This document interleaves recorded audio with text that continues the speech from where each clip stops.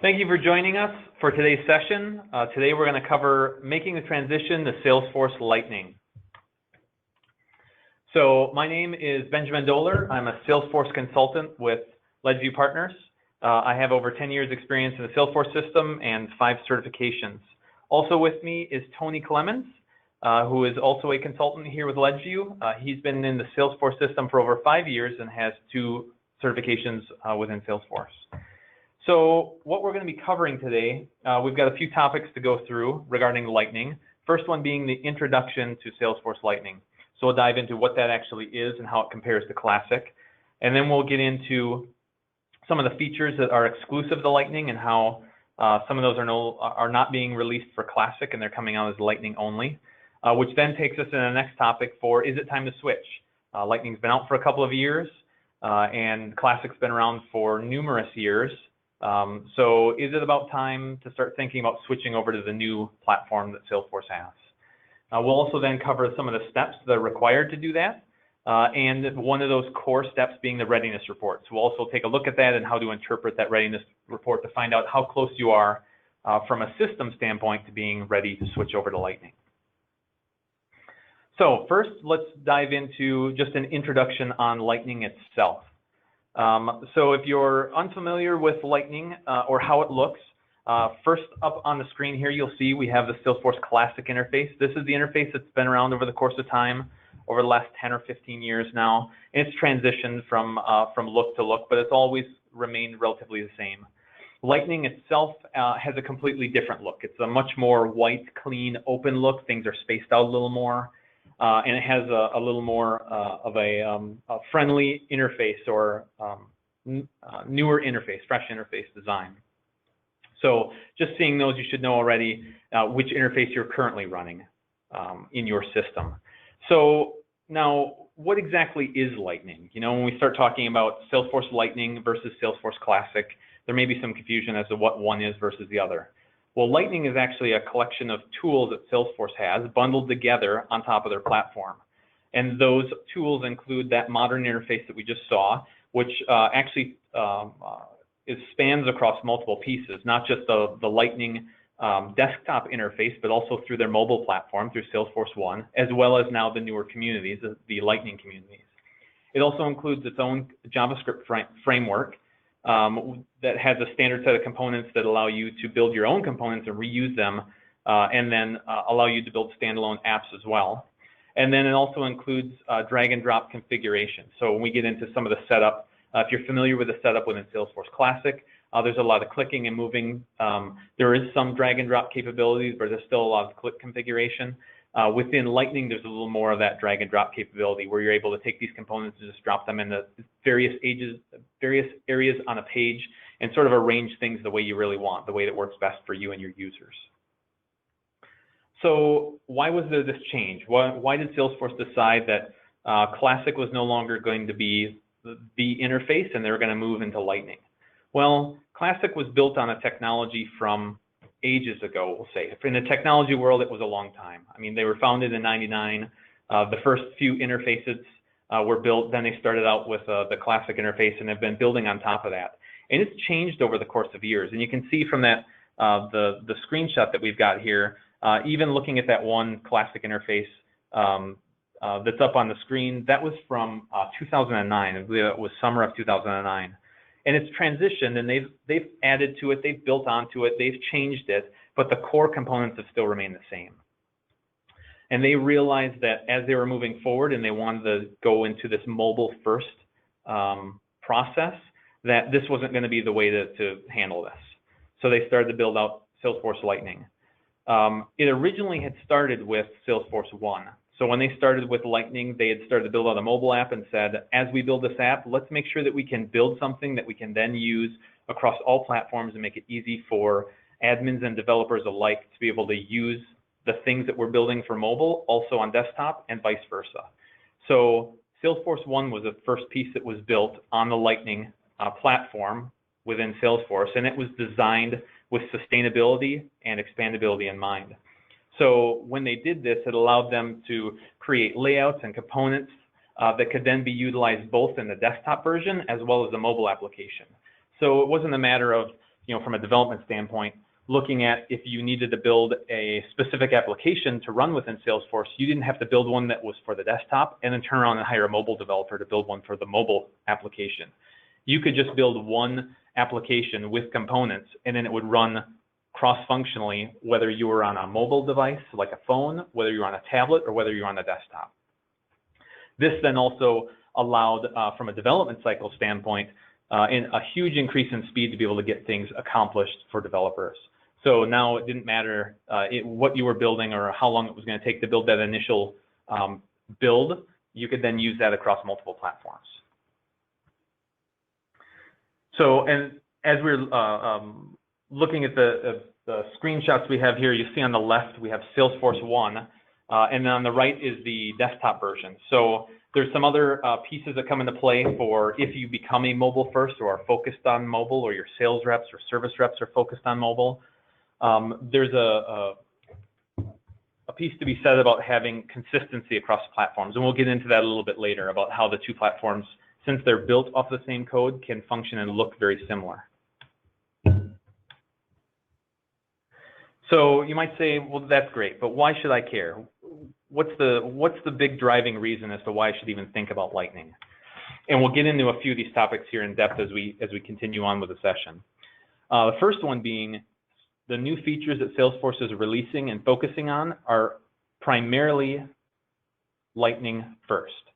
So everything that they're putting their energy into now is Lightning. Now, it doesn't mean Classic's going away. There's probably still a long shelf life for Classic, because as long as there's users on the platform, they will continue to support it. But all of the development that they're putting energy into is going into enhancing and further expanding the Lightning platform. Lightning also has a similar feel to Salesforce 1, and we saw that just in the previous slide, and that will be another point as we continue on through the session.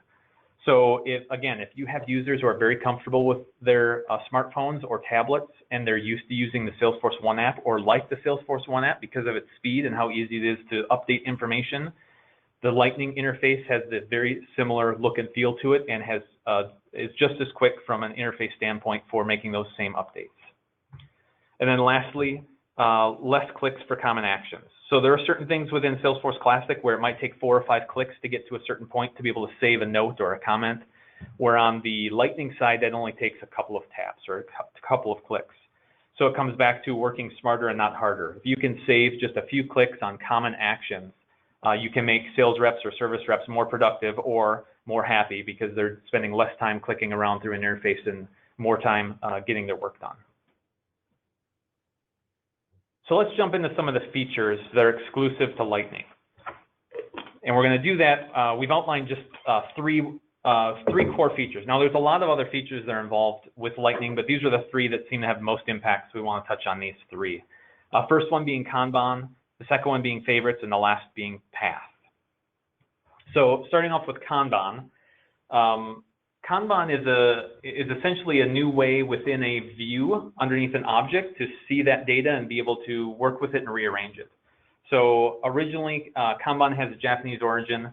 It was originally designed for managing a supply of components through a production line. It essentially allows you to pinpoint bottlenecks throughout a process, whether that be a manufacturing process where it was originally intended, or whether it be through a development process or even a sales cycle. So when you look at opportunities or leads and you're visually seeing where all of them are stacking up, you understand where a bottleneck is. And then you can start to identify, what do we need to do to remove that bottleneck? Can we streamline this process more? What's the holdup? Why is all of this information being stuck at this one point in a sales or lead process? So originally, Kanban was called the Opportunity Board, and it was focused just on opportunities. But with this last release in spring, they've expanded it out to be in all objects, almost all objects, I should say. So it doesn't matter now if you're in opportunities, or leads is another great one, even cases. Users can look at a list view and change it over to a Kanban setting, and then see where all of the records are stacked up, and then figure out if some of these need to be moved. Can I adjust these? Is there something that we can do to change how this works so that we can get these records through this process quicker? And we have a screenshot up of what this looks like. I'll jump into the system here in just a few minutes and show a live demo of what this looks like. But this is an example on the opportunity piece where you can see all open opportunities for a specific user, what stage they're in. It shows summary value roll-ups to give you a dollar value roll-up to where these opportunities are. And then this is all a drag and drop interface. So if I wanted, I could click on one of the items on the left and start dragging it over from qualification to needs analysis if I knew that we'd moved into the next stage. And this still abides by all the validation rules. So if there's validations you have in process that say you need these specific fields filled in before you can move into a new stage, it will abide by those.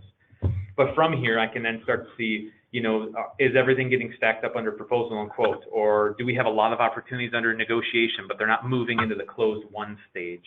So you can really identify where the bottlenecks are within your processes and figure out what you can do to help reduce those bottlenecks. Next, another feature that we're going to talk about and take a look at here shortly is favorites. So favorites was just released in this last spring release in 17. Favorites works very similar to web browser favorites, with the exception that the favorites follow the user account and they're not tied to the browser. So it doesn't matter if you're logging in from Chrome or Internet Explorer or Firefox or Safari, if you're on your computer at work, if you're on your computer at home, if you're borrowing someone's computer and logging in to show them something, the favorites that you mark within Salesforce follow you around. So whenever you want to have quick access to specific records, and this could be reports or dashboards or list views or specific records themselves within the system, you can mark those as a favorite and then give them their own name that makes it important to you. Because when we look at an opportunity, the name might not be very intuitive to know what it actually is, especially if it's not yours, if you're a manager or in an executive role and you want to keep track of an important deal. You can then rename those to whatever makes sense to you so that you can easily find them and search them through your favorites as well. And we'll take a look at these in just a few minutes as well as we dive into a live demo. And then lastly, for some of the features, we're going to talk about Path. So Path was another feature that's Lightning only. It was originally called Sales Path because it focused only on the opportunities. But now that in this last release in spring 17, it's been just renamed to Path and now can be used on quotes and other custom objects. So Path is pretty unique because it allows you to visually display a series of steps throughout that process. You can highlight key fields that you want a user to fill out. You can give them steps guidance for success. That can be bulleted lists. I mean, it's got bold and italics. You can insert images into that guidance area. So you can really help guide sales reps through a process, especially if you've got a complicated process when it comes to sales or if it comes to a lead process that's rather complicated. You can add in some of the steps that all right, in this stage, this is the information we should be asking for. These are the things we really want to hit home on so that we can help get this deal or close this person and get this sale or turn this lead into an actual customer.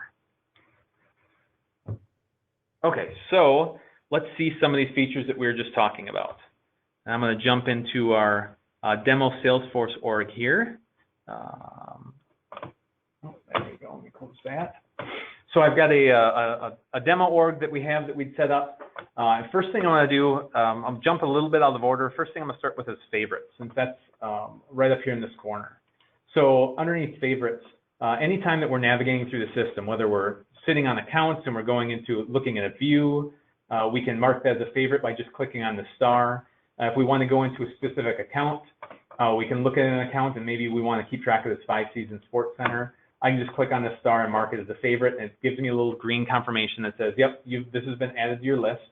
And if I pull open this list, I can see all of the favorites that I've marked. And these can be records, these can be reports. If I decide I want to come down and look at individual contacts or specific reports, I can go into one of these and just click on it to go to that record to actually run that data. Now within here as well, as you build up favorites, now favorites has a limitation. You can only have, each user can only have 200 as a maximum currently.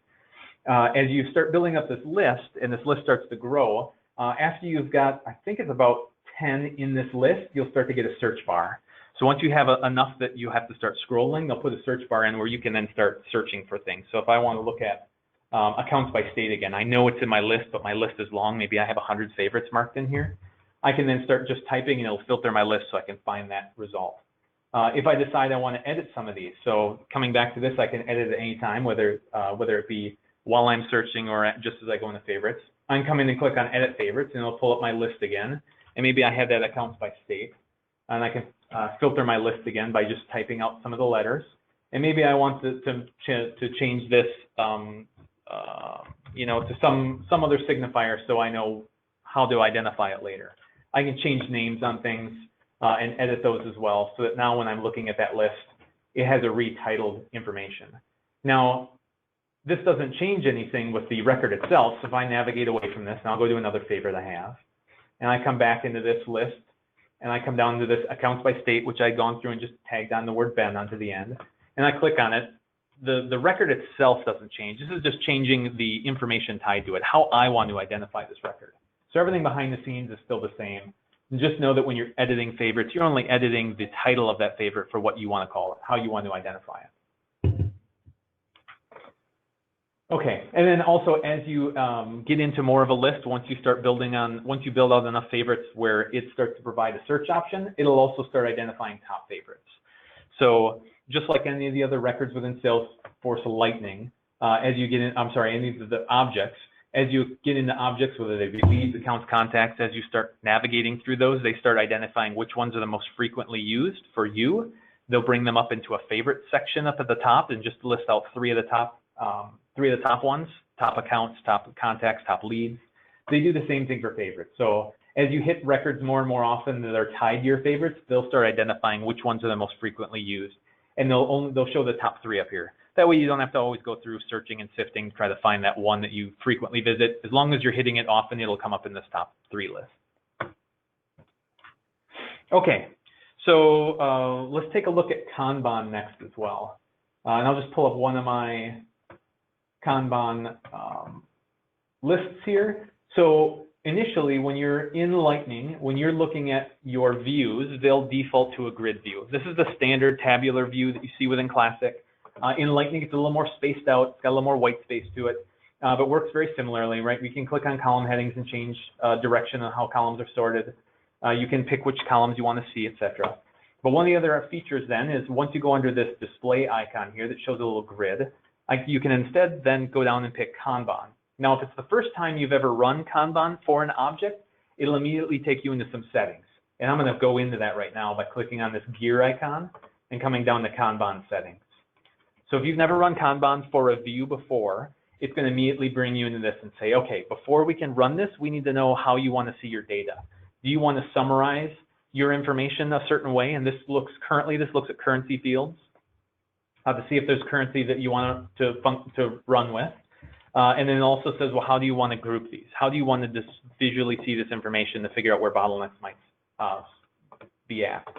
So opportunities, I've done this already, so I see an amount and stage. I can click on save, and it'll then show me where everything sits. So I can see where we are on, where opportunities are in prospecting, qualification, any needs analysis, and I can go through and look to see, are there any bottlenecks?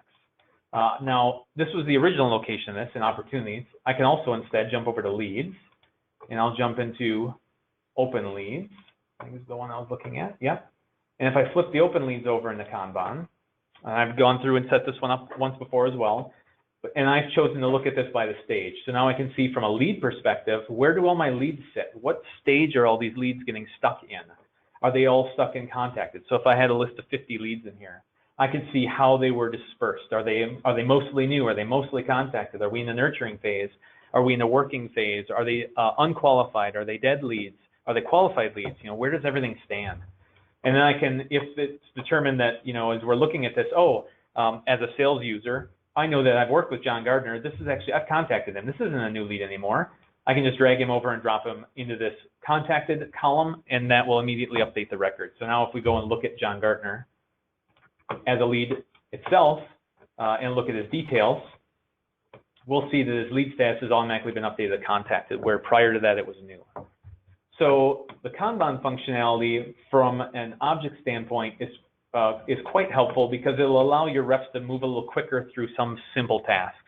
Right, in the past, they would either have to look at a large list view and start going through and mass editing those and updating statuses, where here they can just be dragging and dropping these into the appropriate columns, assuming it's set up by status, to move leads through a process or move opportunities around through their process as well.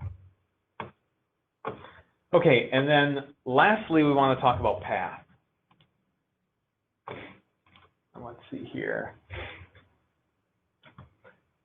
With path, when we look at an opportunity per se, this process up at the top gets configured. So there's these are all the stages within the opportunity, and we don't have it expanded. There's a second piece that gets expanded that shows all the fields that are necessary and those steps for guidance. It looks like we didn't have this set up within the opportunity piece, so unfortunately I can't show that. But there's a whole secondary category here that pushes all the content down on the page that then says, here are the 5 fields that we need to fill in. Here are the steps for guidance along this step. So if I'm in value proposition, it would give me all the steps that are specific to that. So that all needs to be configured by an administrator, probably with the help of the sales team or sales manager, to find out, okay, from, you know, as we look at a process, either on leads or opportunities or one of our custom objects, and we want to provide steps along the way for saying, all right, when we're at this point, this is the information we need to be gathering, and this is what we can do to help this person get through to the next stage or the next step. That all needs to be outlined and set up from an administrative standpoint. But once it is, then it's available for all the users. And that's also controlled by record type. So if you've got multiple record types within the system, maybe from a sales standpoint, you've got multiple channels that you sell through, or from a lead standpoint, maybe you've got sales qualified leads and marketing qualified leads, or you've got data.com or Pardot as well, and you've broken those out into separate record types. Each one of those can have different paths and different sets of information required for each of those stages. So it's all controlled at the record type level. Okay, let me jump out of that and get into the next piece where we're going to start to discuss, is it time to start looking at switching to Lightning? And for that, Tony is going to take over. Thanks, Ben. So what I'll be covering today is just looking at to see if it is time for you, if you're currently running Classic, if it's time to switch over to Lightning. So Ben and I actually did a webinar on the Spring 17 release, and based off the release notes, we were able to break down all the new features and enhancements. And as you can see in this pie chart here, only 1% of those features and enhancements was dedicated to Classic only. 25% was dedicated to Classic and Lightning, and then 74% was dedicated to Lightning only. So you can definitely see where Salesforce is heading. They're you know, keeping Classic where it's at, and then bringing Lightning up to speed and getting all the features you had in Classic into Lightning, and then going beyond that with Lightning. So the future is definitely Lightning with Salesforce. So in the Spring 17 release, the big piece that came over was quotes. With Spring 17, you now have quotes in Lightning. And like I said, Lightning is definitely the mindset for Salesforce. So another reason to switch, I guess, is consistency. So kind of like what Ben touched on, Lightning is very similar in view to Salesforce One. So if you have reps that are continually using the Salesforce One app, and then all of a sudden they get into the web on their computer and jump in and they see Classic, there could be some confusion as to where they are as far as navigating, what it looks like. But with Lightning, it looks very similar, and it will make it easy for your reps to transition from the mobile to computer. And also, you get the same functionality with Lightning. So there'll be some different clicks with Classic in comparison to the mobile. And then also, you'll have the same types of layouts, and there's actually some additional layouts now that you can do in Lightning when they first get into an object.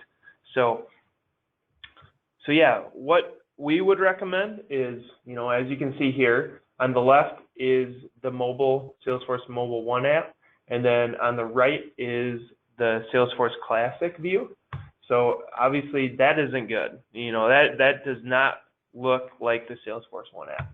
But when you put it side by side with the Lightning web browser, it looks very similar. Text is the same.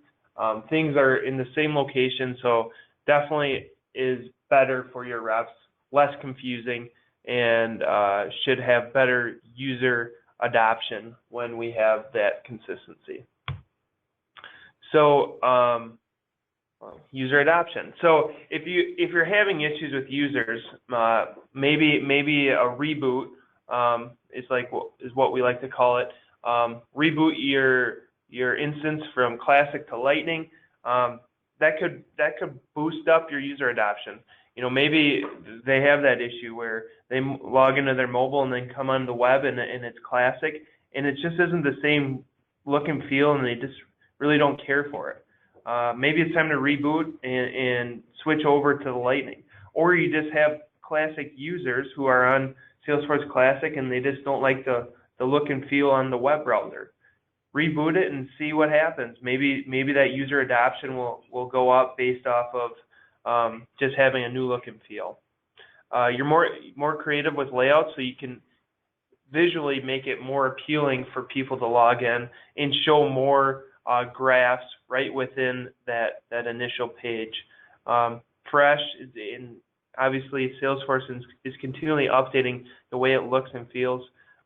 So it will keep up with the times. It will definitely look better visually for your users. A lot of times there's less clicks, and then harmony across mobile, like we had already touched on, and it's definitely more collaborative between the communities, which is in addition to your Salesforce instance. But the way Salesforce is trending is to have more communication so that everyone's in the know. And in Lightning, it makes you able to do that much easier. Everything is in view, you know, between your chatter and different things going on with your opportunities.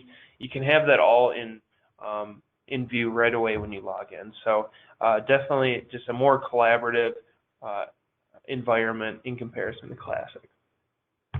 So what are the steps to switching to Lightning? First, I would recommend brushing up on Trailhead.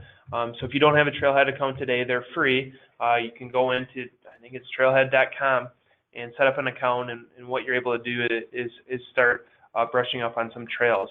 And there's actually one that's dedicated for Lightning, and the amount of content is about 7 hours of, if you were to do the full Trailhead for Lightning, it would take about 7 hours and 20 minutes to be exact. But what Trailhead is it's a tool that Salesforce has that allows you to learn new things as they come out.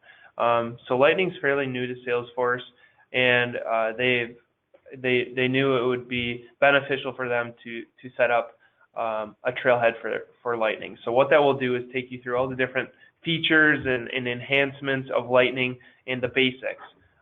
So there's some, you know, forward-thinking, real more advanced trails. But if you were to just go in and do the basic Lightning trail, it would definitely give you a better feel of what it would be like in your instance, and it should help you make an educated decision on whether it's good for you in your company. So first step, I would recommend brushing up on your Trailhead and seeing what Lightning's all about. And then next, another thing that Salesforce has enabled is called the Migration Assistant. So within the Migration Assistant, and we'll get into that here in a little bit, there's a bunch of different resources that kind of helps you decide, you know, is it right for me to migrate to Lightning? So when we click in, you'll see a bulleted list of different things you should think about prior to getting into actually migrating. So it's definitely a good tool, and like I said, we will demo that here shortly. And then also within the Migration Assistant is the Readiness Report.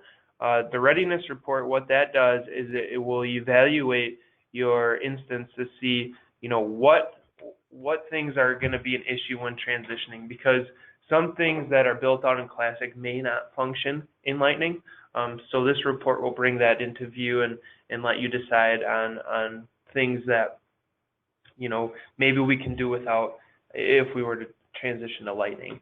But definitely doesn't hinder you from transitioning to Lightning. It just won't function in Lightning. So no reason, I guess, there's nothing stopping you from transitioning to Lightning. Like if you were to switch over today, you would still be able to, navigate around.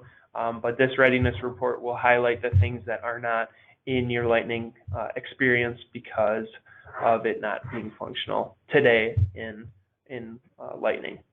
But with the report, it will advise you how to make changes to allow it to work in Lightning.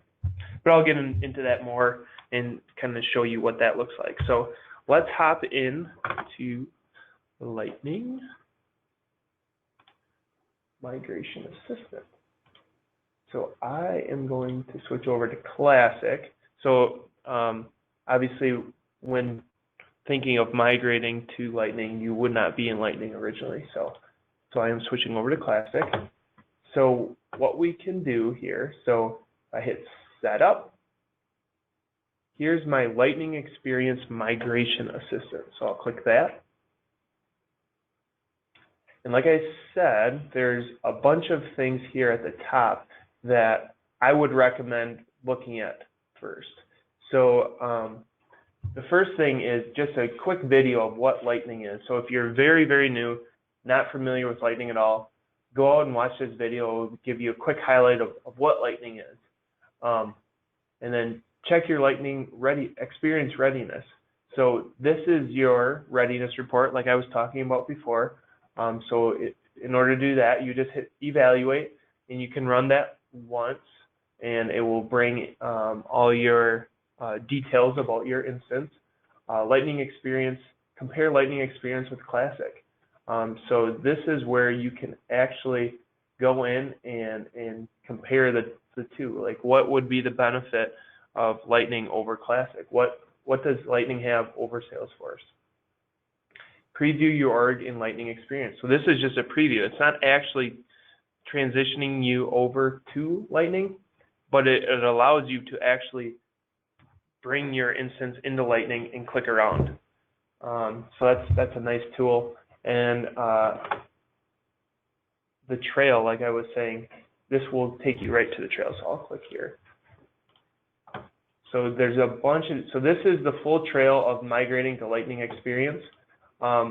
And like I said, there's some things that are more advanced in here. I would recommend the Lightning Experience Basics, Lightning Experience Features, app customization. That's a little bit more advanced, but the Experience Rollout would be another one that we'd want to do. And App Builder and apps. I mean, they're good. It's definitely something that if you're seriously thinking about transitioning to Lightning, I would just go through them all. Pretty quick and informative, and they're pretty fun to learn. Salesforce does a really good job in the Trailhead to make things more interesting and fun to click around. So that is the Trailhead. Yeah, the other thing, so how you would run your readiness report is you'd click Evaluate here. So I'll just click it and show you what it would look like. I believe we have already ran this in our org. Yep, so since we already ran it, it's showing up connected and evaluated. But what you would see is it would be a button that says Run Now. Click Run Now, and it takes a little bit because depending on your org size, a larger org, it could take, I guess, not 100% on this, but it could take several hours to get the report. But what will happen is once it's complete, it will be emailed to you to the user email that you have associated with your Salesforce. So that is that. So I'm going to get back in, so I don't want to jump into the readiness report yet. I just want to kind of talk about it before we get into it. So interpreting your readiness report. So what it's going to look like is that first page is going to say what it is, how do I use this report, and kind of just real high level overview. And then there will be several pages that you're able to click through and look at your different Salesforce objects that may need some attention prior to transitioning. So let me click into a report. So this report we ran on the org that I was just in. And so like I was saying, we've analyzed your Salesforce implementation and identified some key features and customizations that aren't supported in Lightning. So let's look. So it starts out by the good stuff. So this is all good. When you transition to Lightning, you're going to see no effects. But then we have some areas that need some attention. So our documents. No plans to develop the feature for Lightning Experience. Looks like your users haven't created any documents for the last 6 months, so maybe your users don't need this feature. So it highlights it, and then also, it notes that you have a tab in the object, but it also evaluates, well, you haven't had anything in 6 months. So very informative to help you make that decision. So if it's something where you need to, meet with your boss about whether you can transition, this document is going to be a great tool to kind of talk through and let them know, like, this transitioning will not impact, or it could potentially impact these areas. So let's keep going down here. Custom buttons. So anything with JavaScript could make an issue. Custom reports. So here's a case layout. Stay tuned, the layout includes a case comment related list, which isn't supported yet in Lightning Experience. So this is something where, stay tuned. So I'm not 100%, but maybe this is coming out with summer 17. But I would assume anything that they're highlighting here, stay tuned, that they're going to be coming out in the very near future. So